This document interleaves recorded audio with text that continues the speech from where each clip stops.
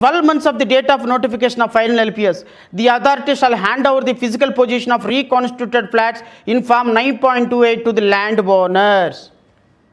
నేను అడుగుతున్నా చంద్రబాబు నాయుడిని గాడిదలు కాస్తున్నావా నువ్వు 5 సంవత్సరాల నుంచి చెప్పు. నేను రాష్ట్ర అమరావతి రైతుల దగ్గర నుంచి అడుగుతున్నా. 2015 సంవత్సరంలో మీరు తయారు చేసుకున్నటువంటి చట్టం, 2015 సంవత్సరంలో అసెంబ్లీ సాక్షిగా తయారు చేసుకున్నటువంటి చట్టంలో వితిన్ 1 year లోపు రీకాన్స్టిట్యూటెడ్ ఫ్లాట్స్ రాష్ట్ర ప్రజలకు ఎవరైతే అమరావతి రాజధాని రైతులకు ఇచ్చారో వాళ్ళకి మీరు రీకాన్స్టిట్యూటెడ్ ఫ్లాట్స్ ఇవ్వాలి అని మీ చట్టం చెప్తుంటే ఇంతవరకు డెవలప్డ్ ఫ్లాట్స్ ఇవ్వని మీ ప్రభుత్వం దోషి కాదా ప్రజల ముందని అడుగుతున్నా. నిన్న అసెంబ్లీలో మాట్లాడిన ప్రతి ఒక్క మినిస్టర్ అచ్చెన్నాయుడు ఏమంటాడు, ఏంటయ్యా అచ్చెన్నాయుడు ప్రజలు తప్పు చేశారా, సిగ్గుందా నీకు, సిగ్గుందా అంటా నేను, నీకేమైనా సిగ్గుందా కనీసం, రాష్ట్ర ప్రజలు తప్పు చేశారా, బాధతో అడుగుతున్నావా, రాష్ట్ర ప్రజలు తప్పు చేశారా ఏమండి? అంటే రాష్ట్ర ప్రజలు మీ దృష్టిలో ఎదవల్లా కనపడుతున్నారా? అంటే మీ ప్రభుత్వానికి ఓటు అయిపోతే వాళ్ళు తప్పుడు వాళ్ళ కనపడుతున్నారా? మీ ప్రభుత్వం చేసిన తప్పులన్నీ చేస్తుంటే అమరావతి పట్ల డబుల్ స్టాండర్డ్స్ తోటి మీరు యాక్ట్ చేస్తుంటే, అమరావతిని ఏటీఎంలాగా దోచుకుంటే, రక్తాన్ని పీల్చే జలగల్లాగా మీరు తయారీ అమరావతి ప్రజలని మోసం చేస్తుంటే, రైతులను మోసం చేస్తుంటే, రాష్ట్ర ప్రజలను మోసం చేస్తుంటే, మీ చట్టంలో 1 year లోపు రీకాన్స్టిట్యూటెడ్ ఫ్లాట్స్ ఇవ్వాలి అంటే 12 సంవత్సరాలైనా ఈ రోజు వరకు రీకాన్స్టిట్యూటెడ్ ఫ్లాట్స్ ఇవ్వకుండా అమరావతి రైతుల రక్తాన్ని జలగల్లాగా పీడిస్తుంటే మీకు ఓటేయకపోతే రాష్ట్ర ప్రజలు తప్పుడోళ్ళ, రాష్ట్ర ప్రజలు వెదవల, రాష్ట్ర ప్రజలు తప్పు చేసిన అసెంబ్లీ సాక్షిగా మీరు మాట్లాడతారా? 5.5 కోట్ల మంది ప్రజలంటే మీకు అలుసుగా కనబడుతుందా అచ్చెన్నాయుడు? మీకు అలుసుగా కనబడుతుందా?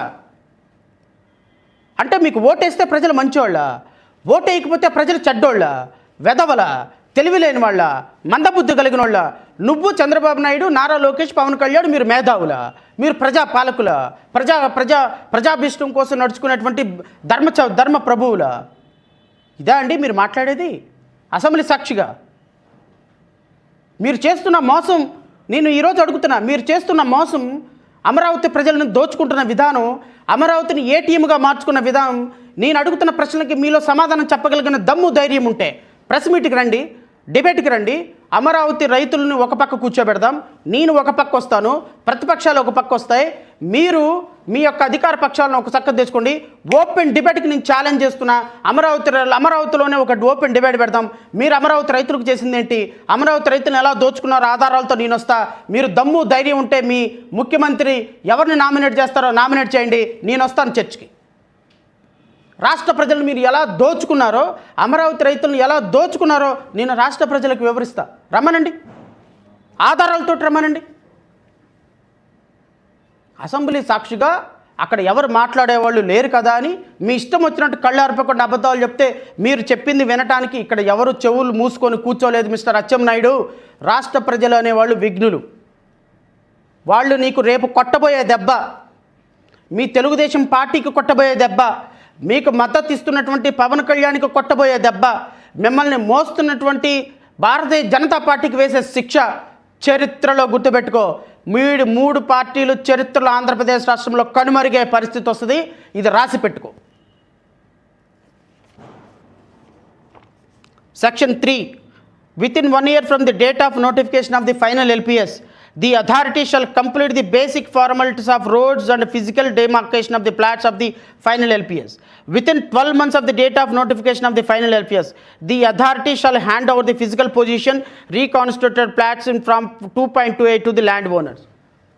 2015 సంవత్సరంలో రైతుల దగ్గర నుంచి తీసుకొని 2016 సంవత్సరానికి మీరు reconstituted flats with lighting, sanitary, developed flats ఇవ్వాల్సిన సందర్భంలో 2016 సంవత్సరం నుంచి 2026 సంవత్సరం వరకు మీరు ఎందుకు ఇవ్వలేదు? సరే వదిలేండి, 2019, 24 జగన్మోహన్ రెడ్డి ప్రభుత్వం ఉంది, వాళ్ళు రాజధానికి వ్యతిరేకం అని అన్నారు కాబట్టి దాంట్లో నేనేం ఇష్యూ చేయదు. బట్ 2015 సంవత్సరంలో మీరు చట్టం తయారు చేసి 2019 సంవత్సరం వరకు మీరు ఎందుకు ఇవ్వలేదు? 3 సంవత్సరాలు మీ దగ్గర ఉంది కదా. నెంబర్ 1. ఓకే, 2024 జూన్లో వచ్చి 2026 జూన్లో వరకు కూడా మీరు ఎందుకు ఇప్పటి వరకు, అంటే ఈ 2 సంవత్సరాల్లో కూడా, ఈ 2.5 సంవత్సరాల్లో కూడా మీరు ఎందుకు రీకాన్స్టిట్యూటెడ్ ఫ్లాట్స్ ఇప్పటి వరకు అమరావతి రైతులకు డెవలప్డ్ ఫ్లాట్స్ ఇవ్వలేదు? దీనికి సమాధానం చెప్పండి. అప్పుడు ఒక 3 సంవత్సరాలు, ఇప్పుడు ఒక 2 సంవత్సరాలు, 5 సంవత్సరాలు కుంభకర్ణుడు నిద్ర ఎందుకు పోతున్నారు? మీరు అమరావతి రైతుల పట్ల మీకు ఎక్కడ నిబద్ధత ఉంది? అమరావతి రైతుల పట్ల మీకు ఎక్కడ నిబద్ధత ఉంది? నాకు చెప్పబోయినా పర్లేదు సార్, అమరావతి రైతులకు చెప్పాలి, రాష్ట్ర ప్రజలకు చెప్పాలి.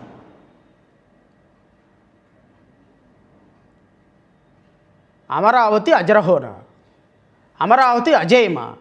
మీరు మీ యూట్యూబ్ తోక ఛానల్స్, మీరు మీ పెయిడ్ ఛానల్స్ అన్నీ కూడా ఏదో మీరు అమరావతికి ఏదో పెద్ద కోట్ల రూపాయలు, లక్షల కోట్ల రూపాయలు డబ్బులు తెచ్చేసినట్టుగా, ఏదో పెద్ద అమరావతిని సింగపూర్ కంటే బిల్డ్ చేసేసిన మీ బిల్డప్, మీ ఎలివేషన్స్ పేరు పెట్టారయ్యా సిగ్గు లేకుండా. 2.5 సంవత్సరాల తర్వాత అమరావతికి పేరు పెట్టడానికి కేంద్ర ప్రభుత్వం ఒప్పుకుందయ్యా.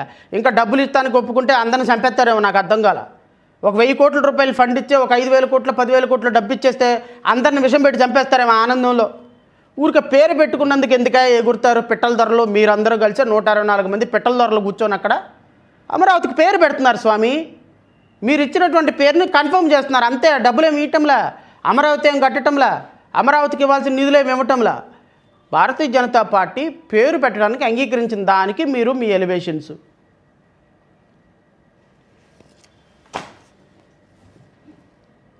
హైకోర్టు సాక్షిగా 2014 నుంచి 19 వరకు అమరావతికి కేంద్ర ప్రభుత్వం ఇచ్చిన నిధులు ఎంతో తెలుసా అండి? Central funds received release to Amaravati 2,500 కోట్లు అండి. అమరావతికి కేంద్ర ప్రభుత్వం ఇచ్చిన సహకారం 2,500 కోట్లు. Total finalized in Amaravati works 42,177 కోట్లు అండి. 170 కోట్లు అంటే 2014 నుంచి 19 వరకు రాష్ట్ర ప్రభుత్వం చేసినటువంటి వర్క్స్ అమరావతిలో 42,000 కోట్ల 42,170 కోట్ల రూపాయల వర్క్స్ టెండర్స్ ఫైనల్ చేసింది. దీంట్లో ఎంత చేసిందో తెలుసా? 5,674 కోట్ల వర్క్స్ మాత్రమే కంప్లీట్ చేశారు. అంటే దీంట్లో కేంద్ర ప్రభుత్వం ఇచ్చింది 2,000 కోట్లే, 2,500 కోట్లు. మిగతా 5,674 కోట్లు 2,500 కోట్లు తీస్తే 3,000 కోట్లు రమారమి రాష్ట్ర ప్రజల బడ్జెట్లో నుంచి అమరావతిని ఖర్చు పెట్టినారు 2014-19 లెక్కల ప్రకారం. ఇది నేనేం చెప్పింది కాదండి. రాష్ట్ర ప్రభుత్వం రాష్ట్ర అత్యున్నత న్యాయస్థానంలో వేసినటువంటి కౌంటర్లో ఉన్నటువంటి లెక్కలు, సిఆర్డీఏ కమిషనర్ వేసినటువంటి లెక్కలు నేను చెప్పేదేం కాదు. 2,500 కోట్ల రూపాయలు సెంట్రల్ ఫండ్స్ వస్తే 42,170 కోట్ల రూపాయలు అమరావతి వర్క్స్ 2014 నుంచి 19 వరకు జరిగితే 5,674 కోట్ల రూపాయల వర్క్ మాత్రమే జరిగింది. ఇందులో 3,000 కోట్ల రూపాయలు రాష్ట్ర ఖజానా నుంచి, రాష్ట్ర ప్రజల దగ్గర నుంచి ఖర్చు పెట్టినారు. నిన్న నారాయణ ఏం చెబుతాడు? కొంత భూమి 3,000 ఎకరాల భూమి అంట పక్కన పెట్టారంట. ఆ 3,000 ఎకరాల భూమి అమ్మితేనంట 40,000 కోట్లు వచ్చిందంట. ఆ 40,000 కోట్ల నుంచట రాజధాని అమరావతి సెల్ఫ్ సస్టైన్డ్ సిటీ. నీ బొంద సిటీ సెల్ఫ్ సస్టైన్డ్ సిటీ ఏమంటే నీ సెల్ఫ్ సస్టైన్డ్ సిటీ? కళ్ళు అర్పకుండా అబద్ధాలు ఆడటమా? 14-19 వరకు మీరు రాష్ట్ర రాజధానికి ఖర్చు పెట్టినటువంటి వర్క్స్లో 3,000 కోట్ల రూపాయలు రమారమి రాష్ట్ర ఖజానా నుంచి వాడారు. 2,500 కోట్ల రూపాయలు మాత్రమే కేంద్ర ప్రభుత్వం నుంచి వచ్చినాయి. కేంద్ర ప్రభుత్వం నుంచి కనీసం డబ్బులు తీసుకొచ్చుకోలేని పరిస్థితుల్లో, దౌర్భాగ్య పరిస్థితుల్లో మీరు ఉంటే, నేను రాష్ట్ర ప్రజలకు ఇంకోటి కూడా చెప్తా సార్. 2014 చట్టం ప్రకారం ఆంధ్రప్రదేశ్ రాష్ట్ర రాజధాని విడిపోయినప్పుడు కేంద్ర ప్రభుత్వం చేసినటువంటి చట్టంలో ఏం చెప్పింది అంటే 10 సంవత్సరాల పాటు హైదరాబాద్ క్యాపిటల్గా ఉంటుంది. 10 సంవత్సరాల తర్వాత ఏదో వాళ్ళ రాష్ట్రానికి సంబంధించి ఒక క్యాపిటల్ ఏర్పాటు చేసుకుంటారు. ఆంధ్రప్రదేశ్ రాష్ట్రానికి క్యాపిటల్ ఏర్పాటు అయ్యే సందర్భంలో ఆ క్యాపిటల్కి సంబంధించినటువంటి ప్రతిదీ కూడా కేంద్ర ప్రభుత్వ బాధ్యత. క్యాపిటల్ని నిర్మించాల్సినటువంటి బాధ్యత కేంద్ర ప్రభుత్వాందని కాంగ్రెస్ ప్రభుత్వం చట్టంలో చాలా స్పష్టంగా పెట్టిందండి. Section 94 physical measures including tax incentives. The central government shall take appropriate physical measures including offer of tax incentives to the successive states to promote industrialization and economic growth to both the states. నేను అడుగుతున్నా, tax ఇన్సెంటివ్లు Andhra Pradesh రాష్ట్రానికి ఏమైనా వచ్చినాయా? ఈ చట్టం ప్రకారం మీరు అడిగారా? అడగలేదు. ఇండస్ట్రియలైజేషన్కి ఆంధ్రప్రదేశ్ రాష్ట్ర ప్రభుత్వానికి ఏమైనా కంపెనీలు వచ్చినాయా ఈ చట్టం ప్రకారం? మీరు అడిగారా? పవన్ కళ్యాణ్ అడిగావా? చంద్రబాబు నాయుడు అడిగావా? నారా లోకేష్ అడిగావా? ఏ కాడికి హోమ్ మినిస్టర్ దగ్గరికి వెళ్ళి నేను ముఖ్యమంత్రి అవుతాను పవన్ కళ్యాణ్ ఒప్పియండి, నేను ముఖ్యమంత్రి అవుతాను జనసేన ఒప్పియండి, నేను ముఖ్యమంత్రి అవుతాను ఒప్పించండి అని అడగటమే కానీ అయా 2014 చట్టం ప్రకారం మా రాష్ట్రానికి సక్సెసివ్ స్టేట్కి కొన్ని ఇన్సెంటివ్లు ఉన్నాయి, ట్యాక్స్ ఇన్సెంటివ్లు ఉన్నాయి, 10 రూపాయలు ఇవ్వండి, ఇండస్ట్రియలైజేషన్ ఉంది, డబ్బులు ఇవ్వండి, మా రాష్ట్ర ప్రజలకు కూడా మేము కూడా ట్యాక్సులు కడుతున్నాం కదా, కేంద్ర ప్రభుత్వానికి పంపిస్తున్నాం, కానీ ఏనాడైనా అడిగిన పాపాన్ని పోయారయ్యా మీ పాపానికి? The central government shall support the programs for the development of backward area in the successive states, including expansion of physical and social infrastructure. వెనుకబడిన జిల్లాలకి ఫిజికల్ మెజర్స్, ఫైనాన్షియల్ సపోర్ట్ ఇవ్వాల్సిన కేంద్ర ప్రభుత్వం ₹1 ఇచ్చిందా? మీరు అడిగారా? 5.5 కోట్ల మంది ఆంధ్రప్రదేశ్ ప్రజలు మీకు బఫూన్లా కనపడుతున్నారా? కేంద్రంలో, రాష్ట్రంలో అచ్చెన్నాయుడు అసెంబ్లీలో అధికారిక ప్రకటన చేస్తావా? నీ వ్యక్తిగతం ఎట్లా అవుతుంది సార్? మీరు అసెంబ్లీలోకి అసెంబ్లీలో ఒక మంత్రి హోదాలో ఒక స్పీచ్ ఇస్తూ ఇది నీ వ్యక్తిగతం అయితే నీ పార్టీ ఛాంబర్లోకి వెళ్ళిపోయి నీ ఇంట్లో కూర్చొని మీ శ్రీకాకుళం వెళ్ళిపోయి నీ వ్యక్తిగతం నీ రూమ్లో మాట్లాడుకో, ఎవరు మాట్లాడకుండా నీ అద్దంలో చూసుకుంటే మాట్లాడుకో, అది వ్యక్తిగతం అవుతుంది. అసెంబ్లీలో అధికారికంగా ప్రకటన చేస్తూ అధికారిక మంత్రిగా మాట్లాడుతూ రాష్ట్ర ప్రజలు తప్పు చేశారు, చంద్రబాబు నాయుడికి అధికారం ఇవ్వకుండా అంటే రాష్ట్ర ప్రజలు తప్పు చేశారని అధికారికంగా అసెంబ్లీలో ప్రకటిస్తావా? నువ్వు ఒక మినిస్టర్వేనా? రాష్ట్ర ప్రజలు ఇచ్చినటువంటి అధికారం నీకు అంత చులకనగా కనపడుతుందా? రాష్ట్ర ప్రజలు ఇచ్చినటువంటి మీకు హోదా అంత వెటకారంగా కనపడుతుందా? మీరు చేసే పనులు ఏంటున్నాయి చెప్పండి సార్. మీరేం చేయకుండా రాష్ట్ర ప్రజలను నిందిస్తే ఎట్లా అంటున్నా నేను. The central government shawl provide special financial support for the state creation of essential facility to the new capital to the successive state of Andhra Pradesh, including the Raj Bhavan, High Court, Government Secretariat, Legislative Assembly, Legislative Council and other essential infrastructure. Section 94 subsection 3 ప్రకారం మళ్ళీ నేను ఇంకోసారి చదివినిపిస్తా.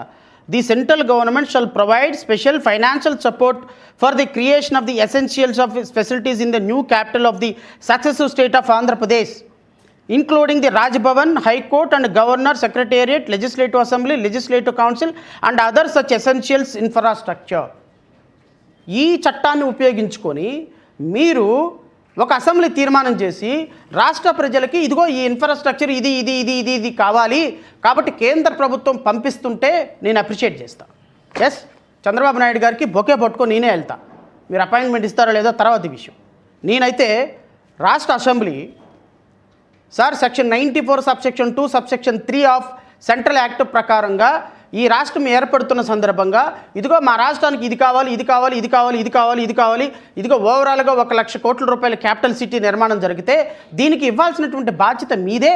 ఇదిగో ఈ section 94 subsection 2 and subsection 3 ప్రకారం మా రాష్ట్రానికి డబ్బులు ఇవ్వండి, ఇదిగో ఈ ఇన్ఫ్రాస్ట్రక్చర్ ఇవ్వండి, ఇది మీ బాధ్యత అని అసెంబ్లీ తీర్మానం చేసి పంపించండి.